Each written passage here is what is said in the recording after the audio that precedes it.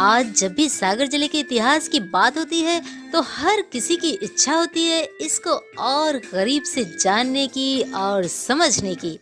और फिर नई पीढ़ी को तो जानना ही चाहिए। इसके लिए आइए देखते हैं सागर सैनिक न्यूज चैनल की यह श्रृंखला, और वह भी आपके अपने इस न्यूज चैनल को सब्सक्राइब करने के साथ। तो चलिए देखते हैं अपने सागर जिले के इतिहास को। दोस्तों, समूचे हिंदुस्तान में कायस्थ समाज ने बुद्धि, विवेक और बौद्धिक श्रम को अपनी जीविका और पेशा बनाकर सिर्फ सागर जिला और बुंदेलखंड ही नहीं बल्कि देश दुनिया में अपनी धाक जमाई है। कालांतर में इनकी बौद्धिकता ने धर्म, राजनीति, साहित्य लेखन, विज्ञान, समाज सेवा, अभिनय, खेल सहित शायद ही कोई ऐसा क्षेत्र छोड़ा हो जहां कायस्थ व्यक्तित्व की तूती न बोली हो। दोस्तों, बुंदेलखंड में कायस्थ समाज के योगदान पर उपलब्ध जानकारी प्रस्तुत करने के पहले यह जान लेना जरूरी होगा कि पौराणिक कथाओं में कायस्थ की उत्पत्ति और देश में इस समाज के लोगों के शिखर तक पहुंचे लोग कौन कौन हैं। दोस्तों, चित्रगुप्त के बारे में सभी जानते होंगे। चित्रगुप्त यमराज के यमलोक में न्यायालय के लेखक हैं। गरुड़ पुराण में यमलोक के निकट ही चित्रलोक की स्थिति बताई गई है। माना जाता है कि ब्रह्मा ने 4 वर्ण बनाए थे, ब्राह्मण, क्षत्रिय, वैश्य और शूद्र। तब यमराज ने उनसे मानवों का विवरण रखने के लिए सहायता मांगी। तब ब्रह्मा 11,000 वर्षों के लिए ध्यान साधना में लीन हो गए और जब उन्होंने आंखें खोली तो एक पुरुष को अपने सामने स्याही, दवात तथा कमर में तलवार बांधे पाया। तब ब्रह्मा जी ने कहा कि हे पुरुष, क्योंकि तुम मेरी काया से उत्पन्न हुए हो, इसलिए तुम्हारी संतानों को कायस्थ कहा जाएगा, और जैसा कि तुम मेरे चित्र में गुप्त थे, इसलिए तुम्हें चित्रगुप्त कहा जाएगा। दोस्तों, कायस्थ समाज की मान्यता है कि कायस्थ धर्मराज श्री चित्रगुप्त भगवान की संतान हैं तथा श्रेष्ठ कुल में जन्म लेने के कारण इन्हें ब्राह्मण और क्षत्रिय दोनों धर्मों को धारण करने का अधिकार प्राप्त है। कायस्थ समाज के लोग भाई दूज के दिन श्री चित्रगुप्त जयंती मनाते हैं। इस दिन पर वे कलम, स्याही और तलवार पूजा करते हैं, जिसमें पेन, कागज और पुस्तकों की पूजा होती है। यह वह दिन है जब भगवान श्री चित्रगुप्त का उद्भव ब्रह्मा जी के द्वारा हुआ था। दोस्तों, इस वर्ग से संबंधित सम्मानित महापुरुषों, विद्वानों, राजनेताओं, समाज सेवियों की एक लंबी फेहरिस्त मिलेगी जिन्होंने अपनी विद्वता, कर्मठता और प्रतिभा का लोहा पूरे विश्व में मनवाया है। सम्राट अकबर के नवरत्न बीरबल से लेकर आधुनिक समय में स्वामी विवेकानंद, राजा राम मोहन राय, महर्षि अरविंद, श्रीमंत Shankar Dev, Maharshi Mahesh Yogi, Munshi Premchand, Netaji Subhash Chandra Bose, professor Jagdish Chandra Basu, doctor J K. Bhatnagar, doctor Rajendra Prasad, Harivansh Rai Bachchan, Mahadevi Varma, Lal Bahadur Shastri, Biju Patnaik, Jyoti Basu, Bal Thackeray, Amitabh Bachchan इत्यादि इस श्रृंखला की अहम कड़ियां हैं। दोस्तों, अब हम बात करते हैं बुंदेलखंड क्षेत्र के बारे में। दोस्तों, यहाँ प्रस्तुत जानकारी एक पुस्तक से ली गई है जिसका नाम है बुंदेलखंड की संस्कृति, जिसके लेखक डॉक्टर हरि सिंह गौर विश्वविद्यालय में इतिहास विभाग के प्रोफेसर डॉक्टर ब्रजेश कुमार श्रीवास्तव हैं। इस पुस्तक में लिखा है कि बुंदेलखंड के समाज में कायस्थों का भी महत्वपूर्ण स्थान रहा है। कायस्थ वर्ग का समाज में विशेष आदर था। बुंदेलखंड के राज्यों में दरबारी कार्यों और प्रशासन से कायस्थ अविभाज्य रूप से जुड़े हुए थे।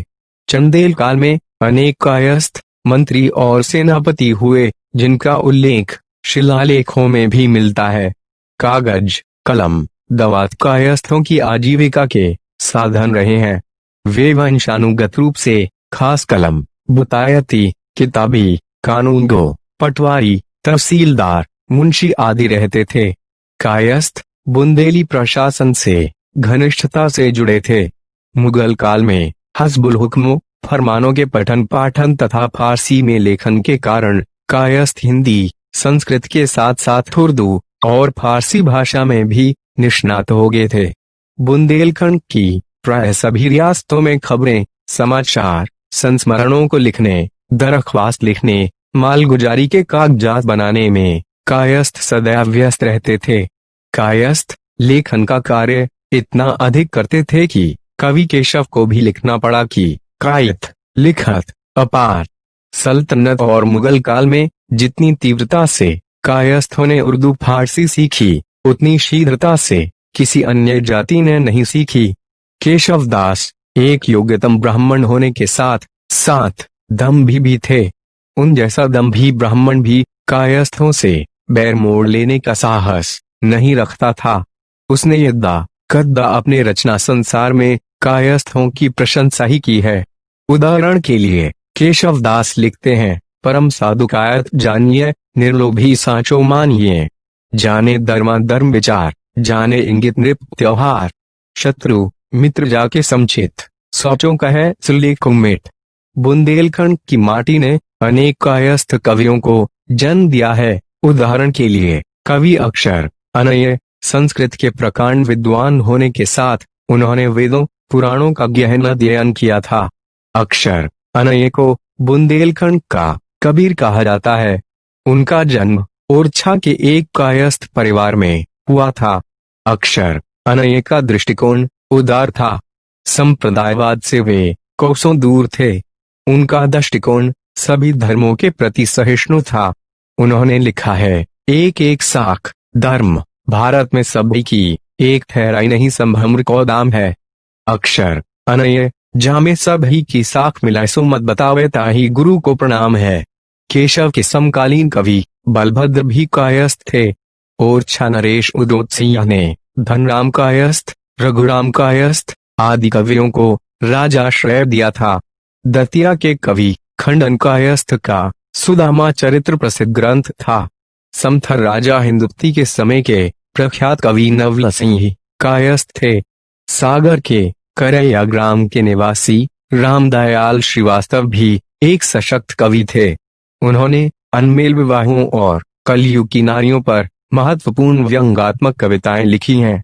दतिया के शंभूदयाल श्रीवास्तव ब्रजेश ने भी अपनी कविता में एक गरीब मेहनक्ष नारी की व्यथा इन शब्दों में व्यक्त की है, बलम मेर हाथन चुड़ियानिया, मिन्नत करत मून के ऊपर, लगी रुत और अप्रैल दू पर, लगी नाज पे अंक, साथ की किनका नहीं बचिया। इससे स्पष्ट है कि बुंदेलखंड में कायस्थ जाति लेखन के क्षेत्र में कितनी महत्वपूर्ण रही। कायस्थों के यहाँ दीपावली होली की दोज पर भगवान चित्रगुप्त की पूजा की जाती है। कहा जाता है कि इनकी उत्पत्ति ब्रह्मा की काया से होने के कारण यह कायस्थ कहलाए। चित्रगुप्त जी का विवाह सूर्य कन्या और नाग कन्या के साथ हुआ था।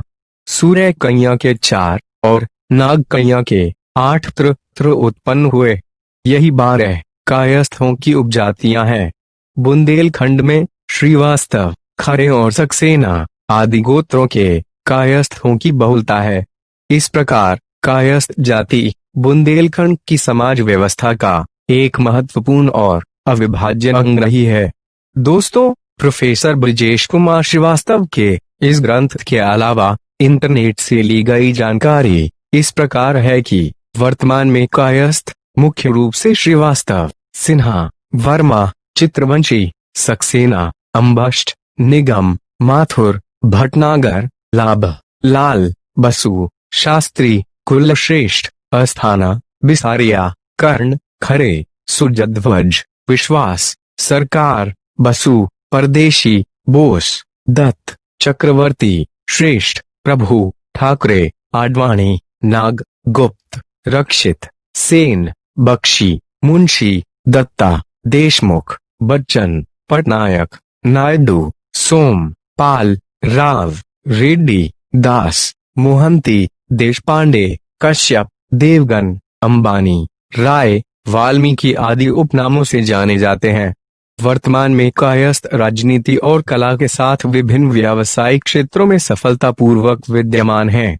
दोस्तों, इतिहास के पन्नों से आपको इसी तरह की ज्ञानवर्धक जानकारी हम लगातार प्रस्तुत करते रहेंगे। आप अपने इस सागर सैनिक चैनल को सब्सक्राइब, लाइक और शेयर करें, इससे हमें प्रोत्साहन मिलेगा। धन्यवाद।